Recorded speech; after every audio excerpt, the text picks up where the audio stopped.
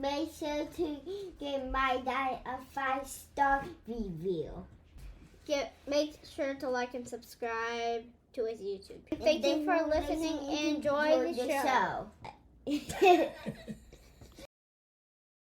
When people feel that they're threatened, right? When they're worried that the government, other groups are going to take away their rights and hurt them somehow, that our natural tendency is to hunker down and to protect ourselves, right? And so when we're feeling that we have that threat, it's really hard to reach down deep and pull out these ideas, these kind of generous ideas of sharing space with other groups and embracing religious pluralism. That when we're afraid, we tend to want to protect ourselves and find our sense of safety and security again. And so as we're looking at the data, what we're identifying is that people who are feeling a sense of threat tend to, like, all the good stuff, all of the tolerance that religious pluralism can bring, like that, people can't access that when they're feeling threatened. Instead, when they're feeling threatened, they hunker down and really lean into beliefs about defending themselves and making sure that they have a space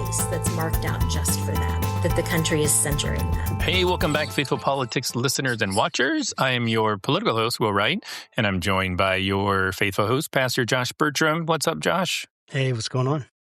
Not a lot. And today we have with us not one, but two guests. One of them is a returning guest, Paul Djupe, and he is here with Brooklyn Walker, whose recent research looks at Christian nationalism, religious pluralism, and why appeals to tolerance don't always work when people feel threatened. This really, really informative paper actually helped explain a lot about how to kind of how to talk about Christian nationalism. And it's very, very scientific and academic. So I'm glad we brought two people on really smart that can help unpack all that. So welcome to the show, Brooklyn and Paul. Thanks so much. Thank you for having us. Yeah. So I'll just start off first. My first question is to you, Paul, and this is totally not even on topic, but last time I had Carrie on, we were debating the proper pronunciation of your last name. So can we just go ahead and just settle the debate once and for all? Well, I always say the D is for decoration, so it's just Djupe. Djupe. Got it. Nice. I think she might have been right. Should have made you try first. I know. All right. So about the research. So Brooklyn, for someone hearing for the first time the term Christian nationalism, because your research, your report talks about anti-Christian nationalism. So just so we can kind of define terms, like when we think of Christian nationalism, like what does Christian nationalism mean? Oh, that's a really good question, and something that scholars have been debating for the last 10 years or so as we've wrestled with exploring what this concept means and how we're going to measure it. The way that I think about Christian nationalism is as a fusion between what it means to be American and what it means to be Christian. So folks that are Christian nationalist would believe that the United States is inherently a Christian country based on Christian principles, and that as a consequence, the country should publicly display that Christian character in its legislation, in its public settings. And we capture this in some of the ways that we measure Christian nationalism. There's lots of different items that people have used. Paul and I would argue that a lot of these are tapping into the same kind of concept. But when we try to capture what people mean by Christian nationalism, or who might kind of support Christian nationalism more or less, we asked for whether they agree with statements like these, like whether the U.S. should declare America a Christian nation, U.S. law should be based on Christian values, whether to be really American, you need to be Christian, whether Christian symbols and prayers should be in public spaces, those kind of items. And the more people agree with those concepts, the stronger we say their support for Christian nationalism is. That's awesome. Paul, is there anything you'd want to add into that? I like that. I like that definition and discussion. I mean, I think kind of the next steps is to disentangle, concerns about, what is different about Christian nationalism versus just loving your country or just being a Christian in the United States. And, I think the what's clear about being patriotic is that you just love your country, and there's no bounds about what kind of group, what kind of pre-existing kind of component of your life, of different kind of racial group or ethnic group or religious group. I mean, anybody can be patriotic in the United States. And what's different about Christian nationalism is it puts bounds on what a good citizen would be, about what kind of group the country is designed to serve. And so that's the crucial distinction here, is moving from unbounded, where everybody can benefit from the United States as well as love the United States, to one where it's really by, for, and of a particular group, and that's Christians. Yeah, and we've heard that kind of thing, right, quite a bit in our conversations that we've had with several experts, right, on this. Just about every expert on Christian nationalism, almost out there. I mean, not every, I'm sure, but we keep hearing the same kind of trends, the same kind of thing, right? And this tension, of course, is always there. Like, how do you love your country and be a Christian without being a Christian nationalist? Because that's essentially how people feel. Like, I was even in a conversation with my brother on Memorial Day, and we got in a conversation about Christian nationalism. He's a very intelligent dude, educated and thoughtful on this stuff. And he's like, well, I don't, I'm a Christian, I'm a patriot. I don't feel like I'm a Christian nationalist. And sometimes the stuff you say doesn't even sound that bad. So like, there's a lot of confusion, I think, that a lot of people have, and they think, Christian nationalism sounds scary, except, is it scary? Now, we've had enough people on here to understand the concerns that are behind this, but I think one thing to separate, even for our viewers, when you're talking about anti-Christian nationalism, you're not talking about anti-Christian or anti-Christianity, and you also talk about a weakness in it. I'd love for you to kind of help us understand what is anti-Christian nationalism in this, separate it from anti-Christian, because that's what people will hear. And if they're not, they might just automatically hear that, depending on their assumptions. And then what is this weakness? I know I've given you a couple questions, but they're kind of connected there, right? Like, what is the weakness? Are we talking about it's ineffective, incomplete, wrong? What is why is it weak? Love to hear that. We could start with you, Paul, and then jump to you, Brooklyn, to get some more insight. Yeah, you bet. Absolutely, this is not about being anti-Christian. Under no circumstances. What this is really about is trying to understand. We started it. Well, I'll say this. We started from an academic perspective. You heard some of the statements that Brooklyn kind of gave you about how we measure Christian nationalism, and they're really designed to embrace the high end of the scale. So do you agree declaring this a Christian nation, right? That sort of thing. But it's not exactly clear what the very low end, if you reject that statement, what does that mean?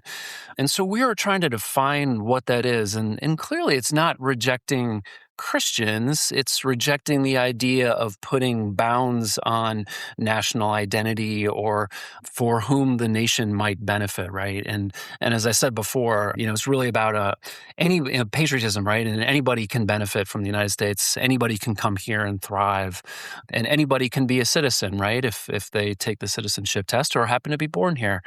So this is really about rejecting those boundaries. And what we thought is let's have an affirmative kind of set of statements that would capture that rejection in a sense of embracing religious pluralism. So there's lots of other possibilities about what rejecting those statements might mean, but we wanted to come up with a set of statements that captured embracing religious pluralism. And so, thinking that the United States is better off when people are more diverse, right? That's at least one of them. So we kind of walked through all our Christian nationalism kind of statements and thought, what really is sort of the exact opposite of this, and use those as a way to capture it. So again, it's not about rejecting Christianity. It's really just about rejecting those boundaries. And I'll bet Brooklyn wants to add to that. So you asked what some of the weaknesses are. I think something that we were surprised by is how commonly held these kind of anti-Christian nationalism views were.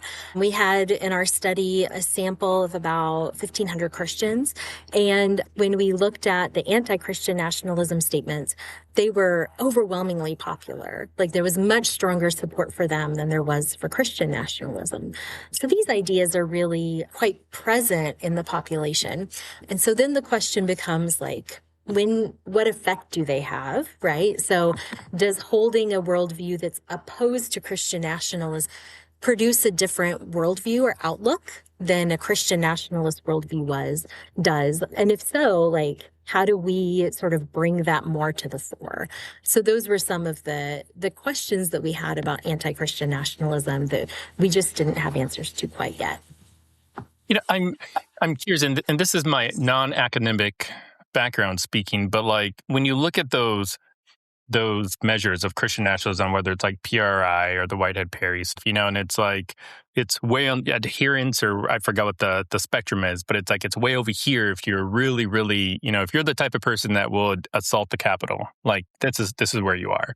Like, why wouldn't anti-Christian nationalists just be on the other side of that spectrum, like the people that are scoring, ones or whatever? I don't know how they score, but like the non-adherence. There's really, there's lots of reasons why people might be on that sort of down in the ones, as you say, right, that reject it. Maybe they're just sort of libertarian and don't want the federal government involved with religion at all, is one. The other possibility, and what we are finding, is that there are Christian nationalists who actually embrace religious pluralism. So what we thought would be definitely anchoring that one side, that it would embrace religious pluralism, that think the diversity is a good thing for the United States, they actually also embrace Christian nationalism. And to some extent, that's not too surprising, because there's a sense of equality and rights that plays into that everybody's valuable. And if you come into the public sphere thinking that groups across society don't like you and don't want you to be there, right, that don't think it's appropriate for religion to be in the public square, then religious pluralism, you think, actually applies to you. This is actually just talking about your experience, as opposed to thinking about, the way we would think other religious minorities, Muslims, Jews, perhaps atheists, right?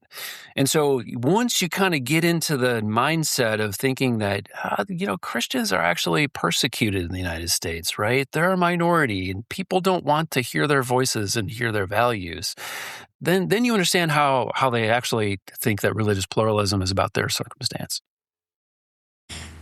I think, too, so in public opinion research, there's an idea that a lot of us don't actually have really well-formed, thought-out opinions, that instead we have a lot of different considerations that float around in our heads at any given time. So, for example, there was a more conservative church I attended quite a few years ago, and they had a really robust foster care ministry, right? So from church leadership, from church materials, from the congregation, I heard a lot of different messages about foster care, right? Like I heard that pure religion is looking after orphans, that God is a father to the fatherless, and so foster care and adoption is a way to emulate that bio parents need grace and redemption like everybody else. I saw white parents who had adopted Black children who really invested in learning about how to build connections so that they could stay connected with the Black community that was local, learn how to care for their hair, provide dolls and books and representation, right? And then, I also heard things like bio parents had their kids removed because they had broke the law. They were lawbreakers. That those bio parents had morally failed, that they loved their sin more than their kids. That, foster agencies were requiring parents to violate biblical child rearing principles by not spanking kids, for example, right? So on this one little tiny issue of foster care and adoption, there were all these different stories that I was getting about how I should think about it, right? That would lead me to really different opinions about foster care and adoption. And so in the public opinion research, we call all of those ideas considerations. And the theory is that we have these ideas in our head, and then when some public opinion researcher asks us what we think about which of those opinions are kind of top of the bucket, and we just kind of pull one out, kind of the most salient, the most recent, the thing we've heard the most.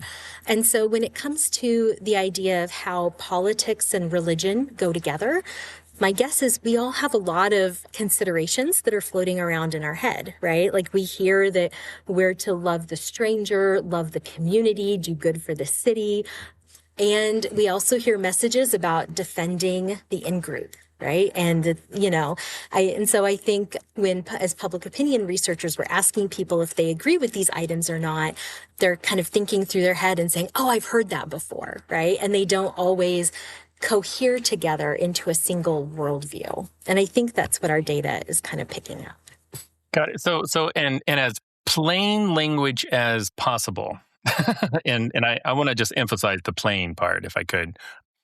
Like, what was your paper's like largest takeaway? So if a reporter, an academic, somebody is watching this and they're like, wow, there's this really awesome research paper, what should I do with it? What would you tell them?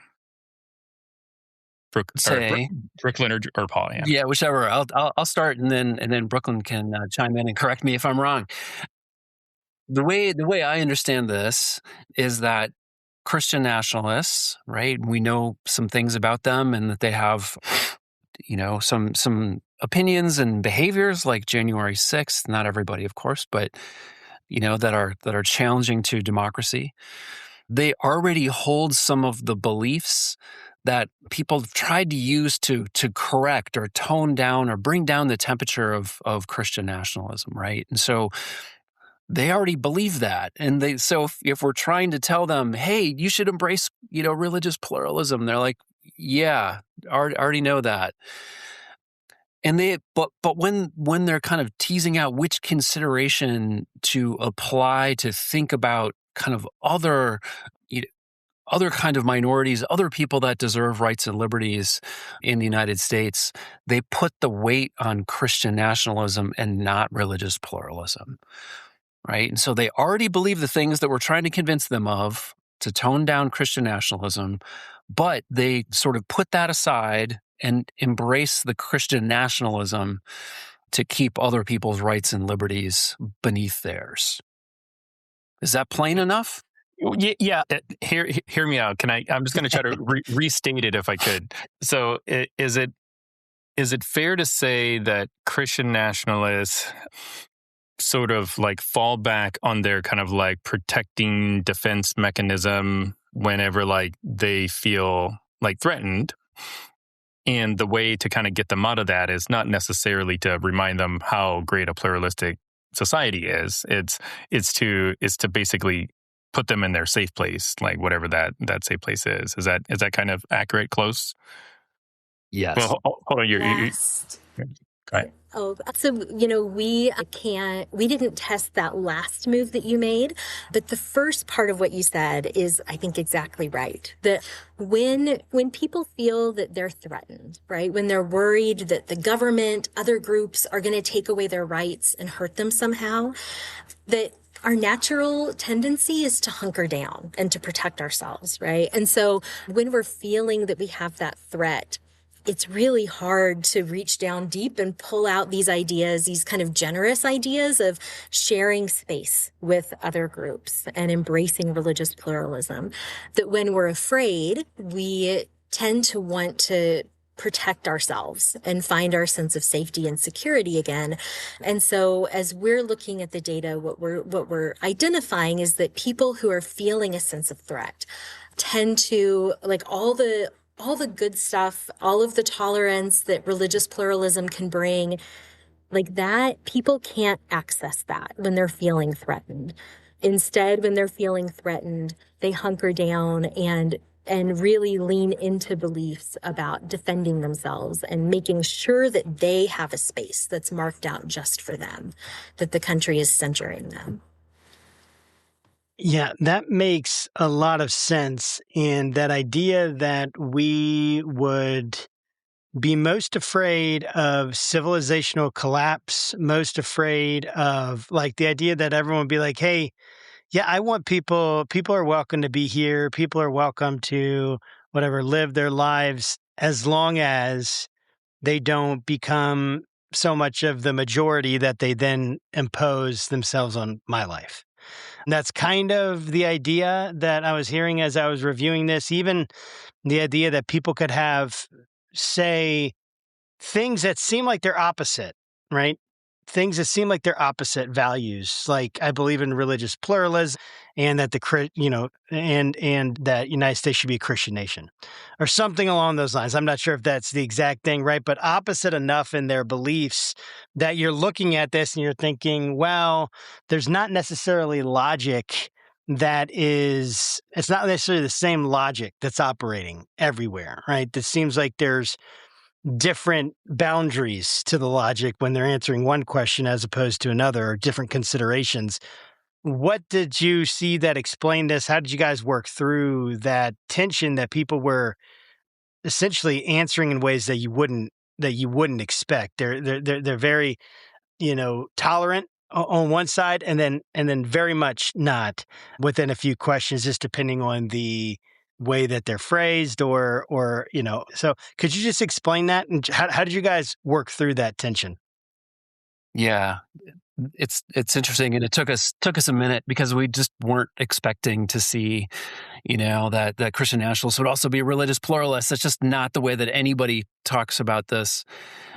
But it really resonated with me because I've been thinking about for a long time that there's just not a lot of political religious elites out there that are sort of actively promoting a Christian nation in and of itself. The way that they usually talk about this is in terms of threat.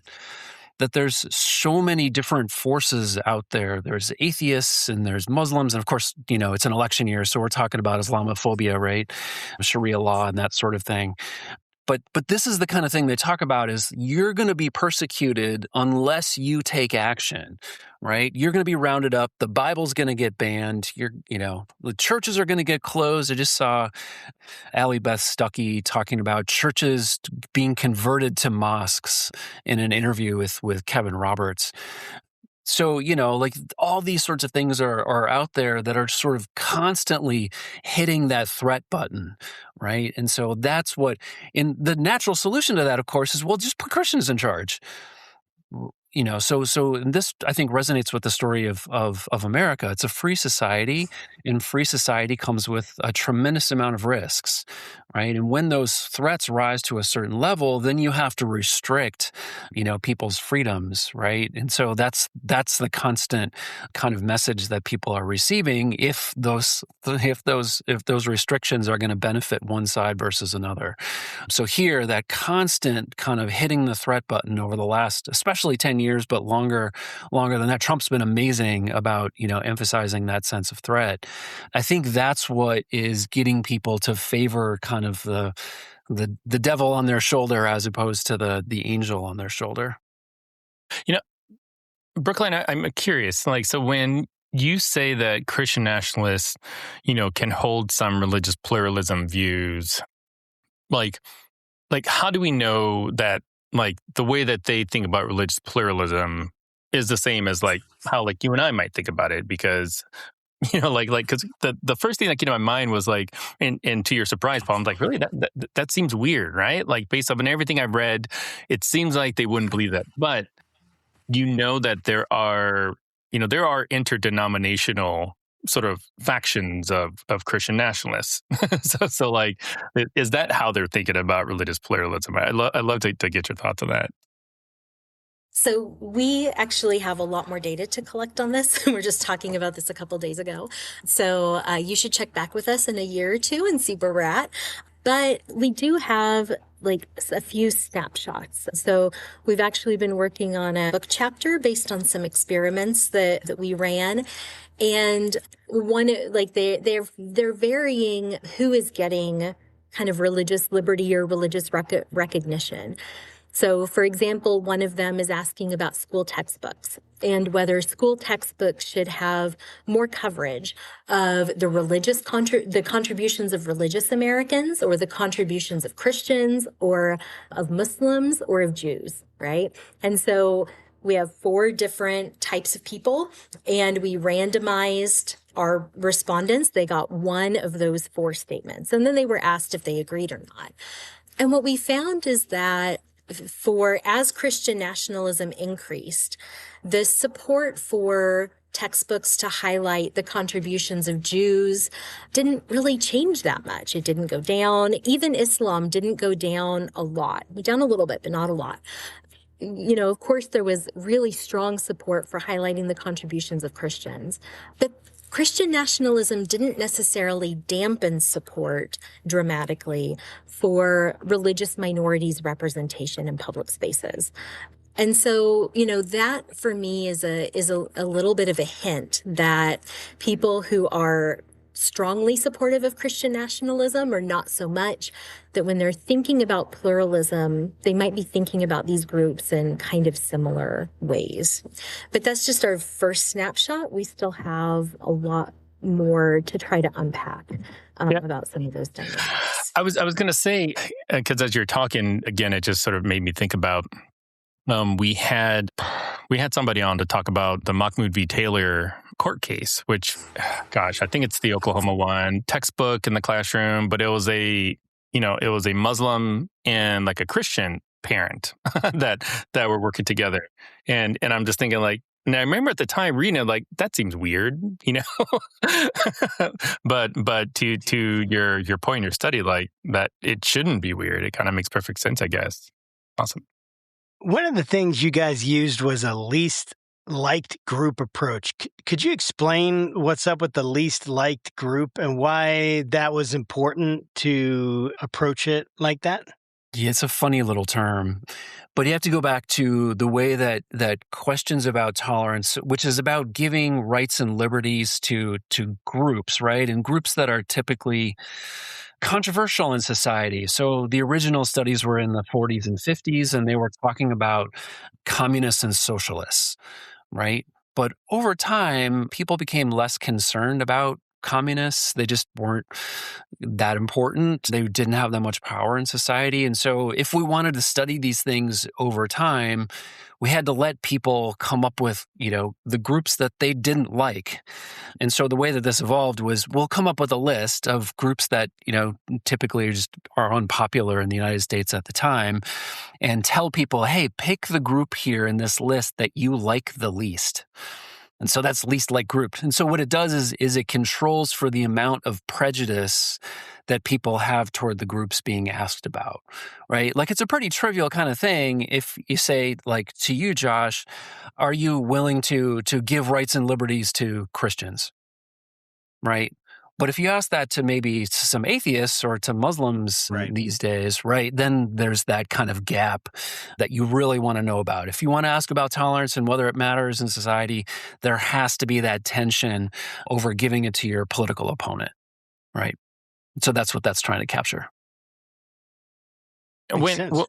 When you all are talking about threats, and I know that I think you alluded a little bit to it, Brooklyn, that's sort of an area that the report kind of needs other folks to sort of jump on and help out. But I would love to just kind of get a sense of maybe from the data of like, what types of threats seem to trigger if you have that data, and if not, we'd love to just kind of get your thoughts on just broadly speaking, because when you think about threats to Christian nationalists, and especially think about like the demographic Christian nationalists, like white, male, rich, most of them, some of them, but it's like if they're white, there's already a kind of built-in trigger if people use the word like white Christian nationalists, which people do, and it makes total sense. Like, but also like if you read Michael Emerson's book, you're like, hey, there's this religion of whiteness, and then you just mentioned the word white, and people's like hair on the back of their neck start to stand up, and you're like, so like, how do I even like,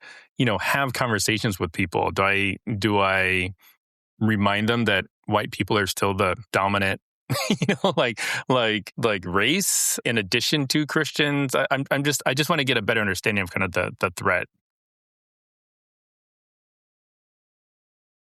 Particular paper, we thought about threat in a couple different ways. So first, we just wanted to know how much persecution people thought that Christians were experiencing. How much discrimination do Christians face? And then secondly, we asked them about that least like group that they picked. How big of a threat is that least like group? And what we found was pretty similar things, that for people who were feeling that there was a lot of threat, they were really leaning into that Christian nationalism, and that was kind of driving their willingness to give tolerance to their least liked group, and that those positive effects of anti-Christian nationalism just weren't really manifesting. So those were the ways we thought about threat in this particular paper. Yeah, just to jump in, especially when we asked about the least liked group, we were trying to capture a broad range here because there's lots of different ways that people think about groups and could feel threatened. And so one of them was asking about whether that least liked group would threaten the American way of life. And so that can be more of sort of a cultural or economic kind of way of thinking about it. And then we also asked if that group was a threat to people's freedoms. And so we try to capture sort of a socioeconomic, political kind of conception of threat. So it was a really kind of broad range thing. But like Brooklyn said, we also captured kind of a specific sense of, hey, is your group being persecuted in particular, right? And so, you hear from political figures these days all of those conceptions at different points in time. And so, yeah, we try to capture kind of the broad spectrum of threat here. The one thing I'll say, because that you kind of went into the sort of white Christian nationalist kind of thing, and that is a thing, and in part it's a thing because we talk about it as a thing. So we as the kind of chattering class and academics, right? But you're actually talking to two people that have tried to push back on that notion, because, for instance, African Americans and Latinos score typically higher than white folks do. We've also investigated gay Christian nationalists, which exist. They exist. And they have many of the same kind of viewpoints, like the Christian nationalism correlates to the same very conservative views for them as it does for others. So, yeah, we've looked at a pretty broad range of things here. And white is a fairly artificial limiter. It's true that that's kind of what you see in the mass media, but those other folks exist, and they tend to have the same kind of views about democracy and about other groups and lots of things as white Christian nationalists do. Yeah, I'm curious, Paul. Also, were there any confirmations in your data? Because I know, so the PRI released, I don't know, a bunch of, they always release surveys, but they released one recently about the LGBTQ issue, and I can't remember if you were on there. It was Leah Payne, or it may have been you, but there was a strong correlation of, hey, Christian nationalists don't like LGBTQ. so if I don't know if that was a question under sort of the least liked group, or were there other sort of groups that were also maybe captured in some other surveys that people might be familiar with?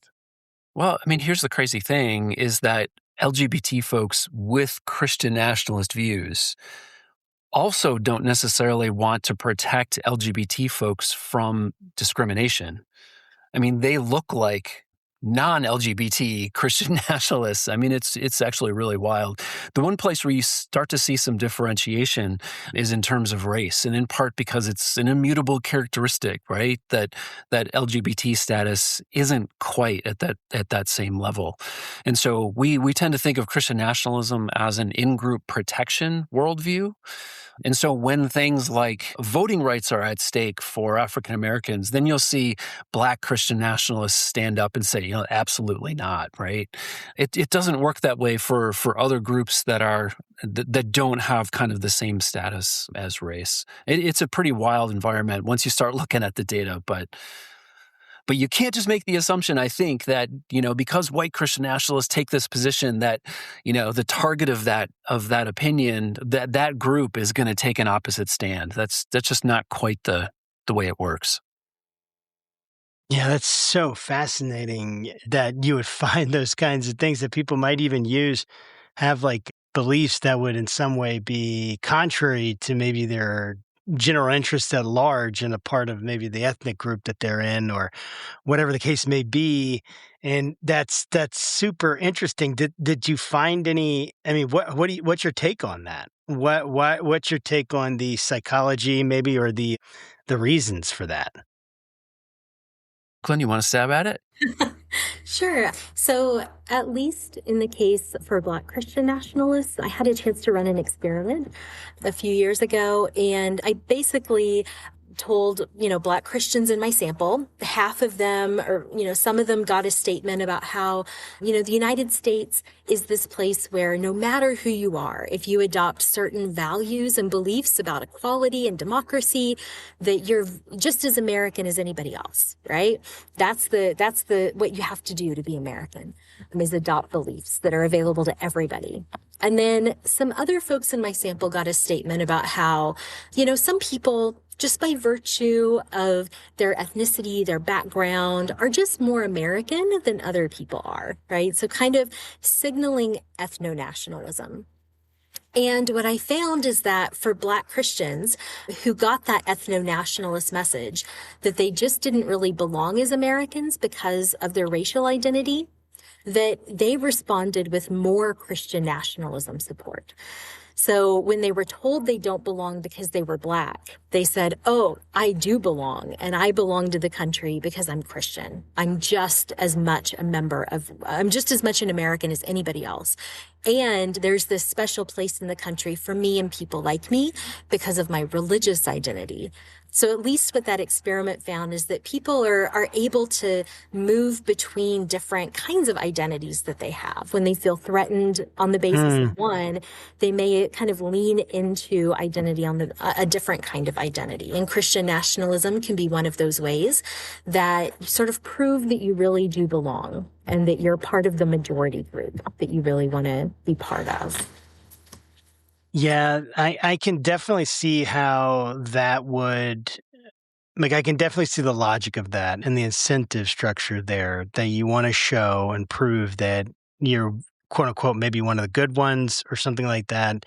And so, you're going to be a part of this maybe major religion or a majority, whatever the majority is espousing, you're going to want to do that so you can take the benefit of the majority, even if it means in some ways, taking positions or even guilt by association with, people that might not agree with this, right?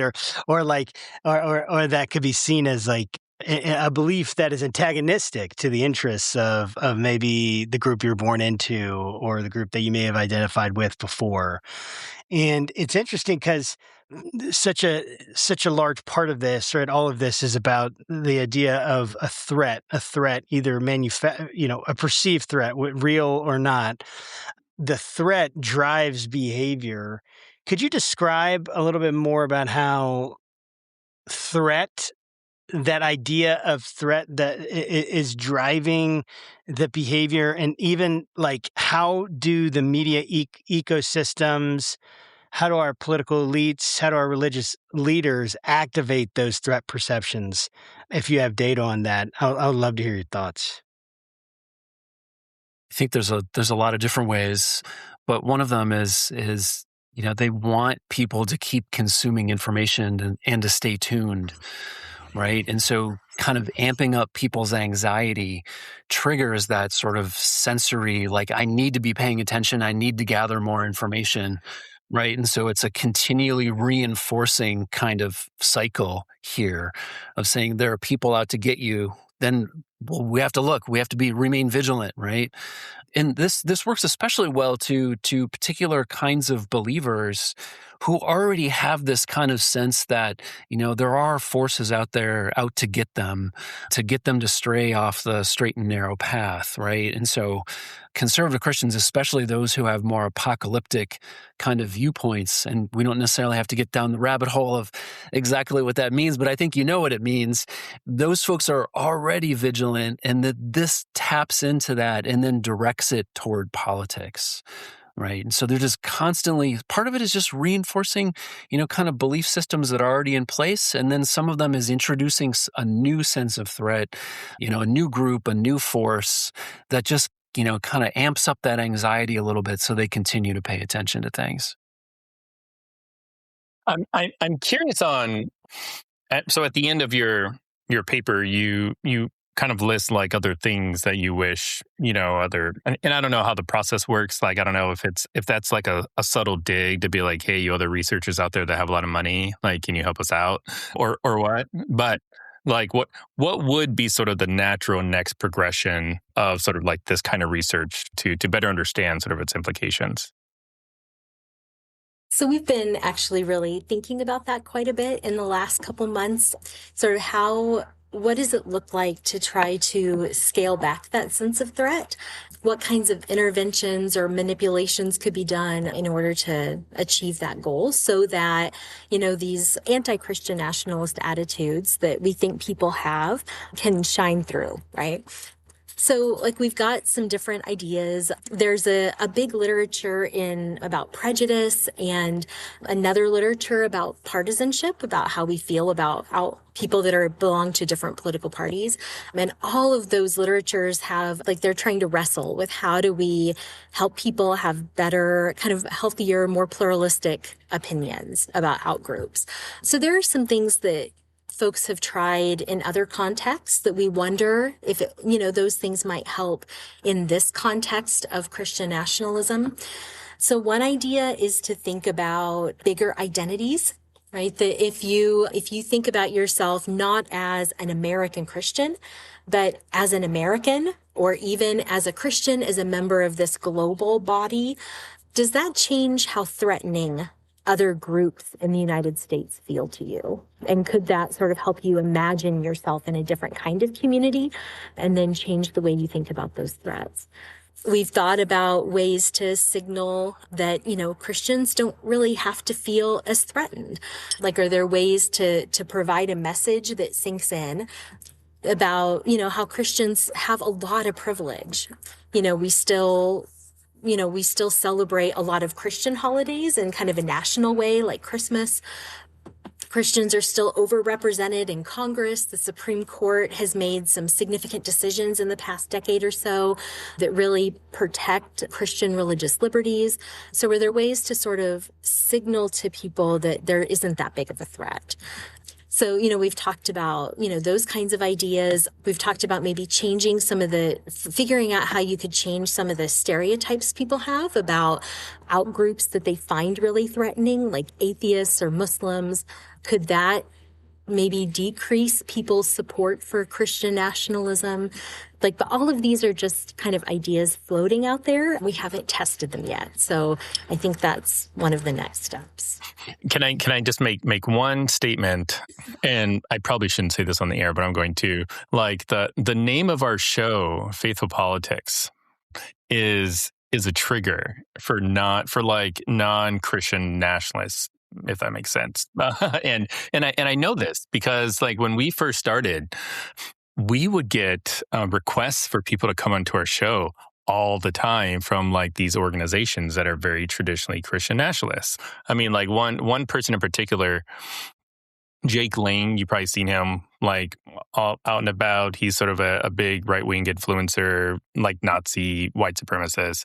They tried to come on our show just because Faithful Politics, we do have a website, just so people know, but it's weird how people can just sort of see something and then instantly kind of be triggered one way or another. I mean, this is total motivated reasoning, Jonathan Haidt stuff, but it is really, really phenomenal. And I just appreciate just the work you're doing. I know Josh had a question. I just wanted to just comment. Yeah, I mean, I think I would definitely just second what Will said. I really appreciate the work that you guys are doing. Do you think that an effective response to Christian nationalism, does it need to go beyond saying just love your neighbor or support for religious freedom? Is there a specificity? If you were to say love your Muslim neighbor or love your atheist neighbor or love your gay neighbor, does that or trans neighbor, does that make a difference? And how people respond? Is the abstraction in it, oh yeah, I'm about loving my neighbor. Oh yeah, I'm about religious freedom, but there's not specificity in it. Do you think that plays a role in this? That's a really good question. So we don't know, to be clear, but we do know. I mean, one of the most replicated findings in the social sciences is called the contact thesis. And so if you have contact with diverse others and working on a common project, then prejudice goes down. So you become depolarized and, a much more kind of functional citizen. That doesn't really work for everybody. And I suspect that the problem or the reaction that people would have to the statements that you gave is, well, I would if they just weren't going after my Christian values or, trying to convert my kids or, whatever other sort of boogeyman is out there. And so that's why we really focused on threat, because I'll bet people are pretty willing to, to tolerate diverse others as long as they don't perceive that those people are going to take away some fundamental aspects, going to fundamentally change their lives, going to take away something that's of value to them. And so if we can just get to a place where, people slow down, we can think through it, we can perhaps have some social contact, we can consider our place in the world and maybe in a sort of factual way, that some of that starts to go away. The problem, of course, right, is that, these little simple interventions that we're playing with as academics, aren't going to be able to compete with the steady drumbeat from social media and from political figures and all the rest of it. And so I think I've written before, just on the blog or what have you, just saying, what really needs to happen is elites just need to knock it off.